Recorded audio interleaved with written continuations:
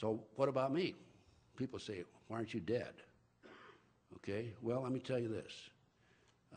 In the early 1980s, I had 3 occasions when gunmen were waiting for me. I found out afterwards, and it's only through divine intervention that I didn't go to specific locations at the time. For example, one of them, I didn't go home that particular night. The landlady said that she was parking her car at 1:30 in the morning. 2 men were in the car across from my front door. One of them got out of the car and came over and said, you know where Ted Gunderson lives? And they said no, or she said no. And I, of course, told her, if anybody asks about me, you don't know me. And he sat in the car 15 more minutes, 1:45, he left. I've made some phone calls the next day when I came home, and I found out I had a hit on me.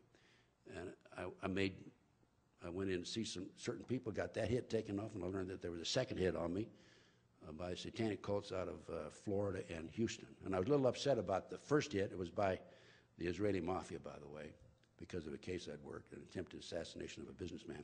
I was upset because I found out that it was a hit for $25,000. I thought I'd at least be worth $100,000. Ex-FBI chief and all that. Anyway, I had, in addition to hitmen waiting for me, I had 3 FBI investigations of me. I submitted freedom of information requests. I received copies back of some of the pages. They were nebulous. I might as well have thrown them in the wastebasket. But it was kind of interesting because at the end of each report it said, Ted Gunderson should be considered armed and dangerous. They should have added with knowledge, okay? I had a girl named Pam Fawcett. The FBI and the DEA commissioned her to try to set me up on a drug deal. It didn't work. After 6 months, I was trying to help her, give her advice on her 14-year-old son who was in trouble in Florida. After 6 months, Pam came to me and told me the whole story, how she had run the Modesto, California office, FBI office. She'd come and go. She had her own coffee cup. They'd given her $2,000 to try to get me, okay? And I said to Pam, Pam, and I gave her a polygraph, she passed. I said, Pam, why are you coming to my side now?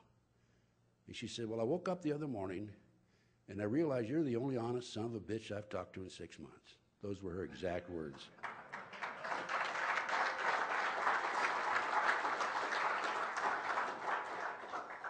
So I took a signed statement from Pam, put her on tape, sent it to Buck Revell, number 2 man of the FBI at the time, who used to work for me in Philadelphia. He was the head of the bank robbery squad. And I told Buck and the FBI, I said, you guys, I said, first you try to prosecute me in Dallas. It was right here in Dallas, by the way. With your investigations, 3 investigations and all. I was 2 days away from being indicted by a grand jury here, by the way. But that's another story, and I don't have time to tell it. Said, first you try to get me in Dallas, and now you set this girl up on me. I said, you guys are Bush. Now, for you ladies that don't know what that means you're minor league, okay? Guys that know baseball know that's what it is. So what else has happened to me? You know, I've had surveillances on me galore. I've had people planning on me, probably 18, 20 people planning on me in the last 28 years. I've had burglaries. They've come into my house, even when I'm asleep. They put a penny on the foot of my bed one night when I was there. One night I went to bed at midnight. I got up at 3 o'clock to relieve myself. My bathrobe when I went to bed was at the foot of my bed.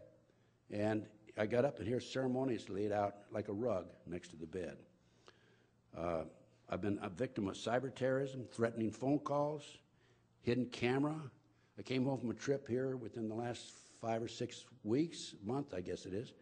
I was looking for a file on the table that I had in my apartment, my house in Claytonia, and I couldn't find it. I was looking through, and I had a phone call, 8:27 a.m., and a male voice says, did you find the file? They had a camera in there, hidden camera in there, but they have cameras now that are the size of the end of a pinpoint of a needle. Had threatening phone calls, cyber terrorism, hidden cameras, stolen. My car's been stolen.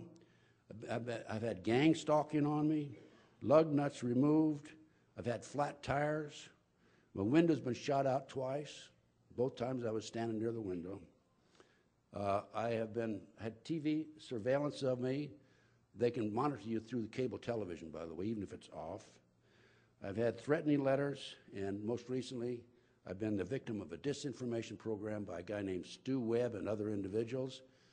And Stu Webb has actually put out word that I was kicked out of the FBI for practicing satanic ceremonies in the federal building. Okay. And you know what? After that disinformation came out, my speaking tours came down to nothing, really. I was doing a lot of lectures before that. And we have enough idiots out there that believe this off the internet, because it's on the internet, that it really affected my opportunity to get the word out. But this is what they had in mind. It's called a disinformation program. And then the most recent thing, and I will close in just a minute.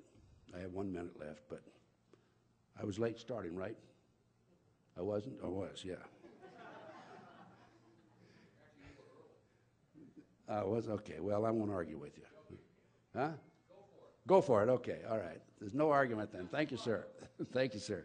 But the latest thing to me is I moved a year ago last May, a year ago last May, from Las Vegas, Nevada. I had a condominium there. I had next door was somebody I never saw, and across the hall was an individual who was a security guard. And I'm sitting at my desk, and I can't think. I don't know what's happening. I can't read. I can't do it. I realize that something's happening to me. A friend of mine came in about 11:30 night, said, "You're sick, call the paramedics." Paramedics came, took my blood pressure to get to the hospital. I had blood pressure of 242 over 119. And so I knew that there was a serious problem. I had blood tests, and I had arsenic and cyanide in me. I was being poisoned, and I knew this. Within 2 weeks, I left Las Vegas, called John DeCamp in Claytonia, Nebraska, and I said, "John, I'm getting out of here." He said, "Come on back, I've got a place for you to stay." And I now live in Claytonia, Nebraska, about 2 blocks from John DeCamp. Anyway, I was being poisoned. And there's other stories about the poison. They've tried to poison me when I'm driving down the street. They have a device that they put in the back of a car, and they pump the poison out, and you're behind it, and you can't, they block you in. Car in the front, car beside you, car behind you. But it hadn't worked because I've caught on to it. So, but anyway, I was being poisoned in Las Vegas in my condo, and I was able to overcome that. As soon as I moved, I just loaded up on vitamins and what have you. Okay, I was asked a few moments ago before I came on board, the reason for the terrorist movement, by the way, the reason for the terrorist movement is they create these terrorist acts, the government does this covert operation in order to establish the Homeland Security and in order to write the Patriot Act, take away our constitutional rights and civil liberties. There are prison camps that have already been set up. There are railroad cars, 3-tier railroad cars, and I've seen them personally, that have shackles in them. I didn't see the shackles, I saw the car. And there are big plans for the next terrorist attack, I think, to pick up a bunch of us as a red, blue, and green list and haul us off to these concentration camps. So, okay, now, thank you very much. I want to urge all of you, is there hope for our country? There's hope if we can elect Ron Paul. Okay, we need to get Ron Paul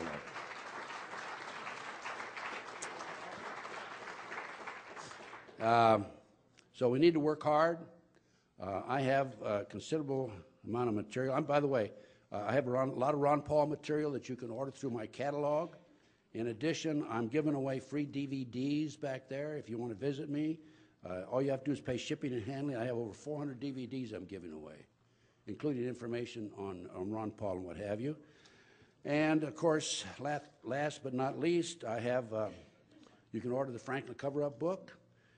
We didn't discuss in detail pawns in the game, but this is a book about the Illuminati, the 25 goals that were announced May the 1st, 1776 by Adam Weishaupt to take over the world, and that includes corruption of the youth through sex and drugs, and, of course, controlling the mainstream media, and about 85% of these goals are complete. Also, in my catalog is a multi-level program about holy tea. The lady that put me into it, her first check, the first month was $1,400. You might want to take a look at that, and thank you very much, sir. Thank you.